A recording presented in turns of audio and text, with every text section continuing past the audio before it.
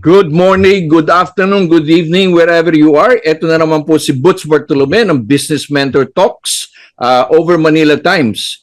Alam nyo ba, mahalaga talaga ang eyesight, no? Sinasabi natin, to see is to believe. And to see is to believe, meron tayong isang kasama sa PCCI Quezon City na isang dalubhasa, isang neuro-ophthalmologist. Naku, mabigat yun, ha? Neuro na, opta pa, di ba? So, pakilala natin siya, si Dr. Erwin Palisok. Good morning, Dr. Erwin. Good morning. Good morning to everyone and Happy New Year. I'm Dr. Erwin Palisok. It's an honor to be here today in your show. Well, I actually wear two hats in my professional journey. One as a dedicated ophthalmologist and the other as a passionate entrepreneur.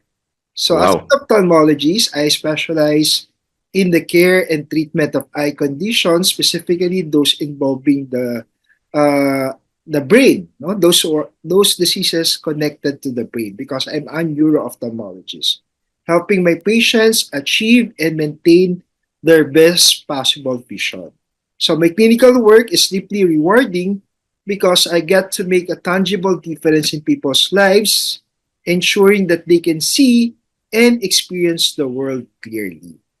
On the Eh, other hand, sa business side naman, I've been fortunate to combine my medical practice or expertise with entrepreneurial ventures, no? So particularly in the health and wellness industry. So this allow me to innovate, build sustainable practices, and create opportunities to serve even more beyond the clinic. Okay? naku. So today, I'm excited to share my journey of balancing these two roles, no? The challenges I've overcome and how both fields fuel my passion for excellence and service.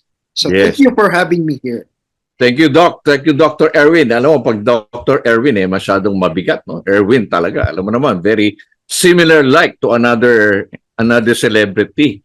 So, Doc, ikaw ay graduate ng University of the Philippines, Manila. And Doon po ako nag-masters ng hospital master. administration. Had my masters in hospital administration. And then you took up graduate studies sa anong is this? Manila Central University po. I'm also teaching there. Uh, Mm-mm. I'm teaching both biochemistry and ophthalmology subject in the College of Medicine of Manila Central University in Caloocan City, Monumento. Caloocan. And you are also practicing in De Los Santos Hospital, Medical Center. DLS. Okay. Yes, apo. So, De La shout Salle. out mga taga De Los Santos dyan, no? Si ating board member na si Carmen Soriano. So, Doc, And also affiliated din sa Veterans Memorial Medical Center and mm, Jose R. Reyes Memorial Medical Center. naku, jump na ako, Doc, sa iba. How do you balance your time? alam mo, alam mo, marami tayong nagsasabing iba eh. You know, work-life balance, work-life family balance. How do you manage that? Mukhang you're forever young, you're always smiling, happy, Yeah. cheerful, walang wrinkles. Okay, Hindi so naman. Doc, paano ano ba sikreto? How do you balance your work life? So actually, managing time effectively involves a combination of prioritizing, planning, and staying focused. No, so you Mhm. have to set a clear goal. No, first, no, you have to begin with an end in mind. No, so you Good. have to define short-term and long-term goals and break larger goals into manageable tasks. And you have to prioritize your tasks, no? So So, focus on tasks that align with your goals and tackle high priority tasks during your peak productivity hours, no? And yeah, then you have to plan your day ahead of time, no? So you have to mhm. use a planner or digital calendar or time blocking techniques, and then you have to allocate specific time slots for tasks and activities, no? So you Okay. have to leave buffer time for unforeseen circumstances or These are interactions. the unexpected, no? Unexpected na may mga tatawag o may Yes. mga ano. But what is neuro-ophthalmology, Doc? Yeah. Ano ba yung Neuro-ophthalmology is actually a subspecialty of ophthalmology, no, concerning the um, those diseases related to the brain that manifest in the eye, like those with uh, optic nerve problem, no? They hmm, are experiencing blurring of vision, and those with limitation in eye movement due to stroke, no, or um, due to vascular diseases like hypertension and diabetes that may mhm. manifest as doubling of vision. Nagdodoble yung paningin. So Nagdo-double vision siya, no? yun yung mga Oo. diseases na tinitreat namin as neuro-ophthalmologists. So there are people who are confused between an optometrist and ophthalmologist. I'm Yes, sure very common yan, Doc, no? that's right. Kung ikaw ay medyo malabo ang paningin mo, ang layman, saan Yeah. ba dapat pumunta muna? Uh, Actually, ang ophthalmologist, we are a doctor of medicine, no? So before Mm-mm. we became an ophthalmologist, we actually finished 4-year pre-med course, and then after that, we go into full 4-year or 5-year course, no? This is a doctor of medicine, no? So that's the proper, no? The Proper. medicine proper, no? And then after that, we had our internship, and then we go into residency training to specialize in our field of specialization, specifically ophthalmology. So usually Mhm. 3 to 4 years yon. And then another years of training for the subspecialty. In my case, neuro-ophthalmology. I took it both here in the Philippines and also abroad. No? So 2 years Wow. siya. Opo, So neuro-ophthalmology so training. matagal-tagal talaga ang Opo. training pala, no? Hindi biro-biro. I mean, So yun po yung ophthalmology. We are dealing oo. with all diseases related to the eye, no? All eye Mm. conditions, no? So we do both medical and surgical. Um, we treat, no, those Mm. patients with eye problems, no? So Okay. medical and surgeries po ang ophthalmology. So Well, yung optometrist optometrists naman, po, yeah. they are those who are responsible in correcting the error of refraction, specifically those who are prescribing eyeglasses or spectacles or contact Mhm. lenses. No? So they are the ones expert in that field, no? Sa prescription of spectacles or So eyeglasses. which comes first? Depende po sa ano, kung Oo. error refraction, initially po sa optometrist. And Mm. then kung meron pa pong other eye conditions na hindi ma-address ng salamin, then you go to an ophthalmologist. Okay. So Typically, with eye problem na kailangang operahan, like catarata, oo. glaucoma, yung mga ganun po. So, Mm. dapat po sa ophthalmologist po kayo po. So dapat muna yun importante. But Doc Erwin, yung ating mga tao ngayon ay parati nagsasabi na ganito talaga, tumatanda na, okay lang kung may katarata, yung mga ganun pa. Yung ba ay isa sa mga dapat, to accept it or it can be remedied? Yung mga katarata, yung mga Actually, ang cataract po, that's inevitable. No? Once we turn the age of 60 or above, it's very common in elderly individuals. No? So, mm, it happens po talaga. It's a degenerative condition na dapat po natin na hindi baliwalain kasi it can cause blurring of vision. No? So, it may manifest with decreased mm, vision. So, common po siya talaga sa elderly individuals. And na-address naman po siya kasi it's a reversible blindness na pag inoperahan, it can be treated po. Kung wala naman pong ibang problema sa ibang parte ng Mhm. mata, then mag-improve naman yung vision afterwards. So there's still a chance pala to improve. There's So a big- before we go to becoming an entrepreneur, there are a lot of young, the generation nowadays, wherein they're concentrated with their cell phones, Yeah. nakababad sa computer, mga entrepreneurs, parating nakayuko. Ano bang mapapayo mo dito? Because a lot of people would say you have to stay away, you have to take a rest. But again, nowadays, because of our technology, we are always concentrated on that small black box. How can we prevent that? Yun nga, no? There's this 2020 rule, no? So we have to follow the 2020 rule. After 20 minutes of screen time, you have to look at the distance of 20 feet for at least 20 seconds, no? So you have to limit the screen time and follow the 2020 rule, no? So 2020. and So then 20 minutes is screen time, yeah, 20 seconds look at far. a distance of 20 feet. Okay, 20 feet away for 20 feet. Bakit po ganun? Para po ma-prevent yung digital eye strain or dry eye syndrome. Para ma-relax yung mata. Kasi dapat nagbi-blink po yung mata natin. Dapat nagbi-blink, no? Lubricate, ma-moisten yung Alright. cornea, yung anterior part of the eye. Mhm. There are people also like, bago matulog, nagsi-cellphone. Yeah, May mga blue screen. Ano ba yung mga tinatawag na blue screen filter? that's right. Yeah.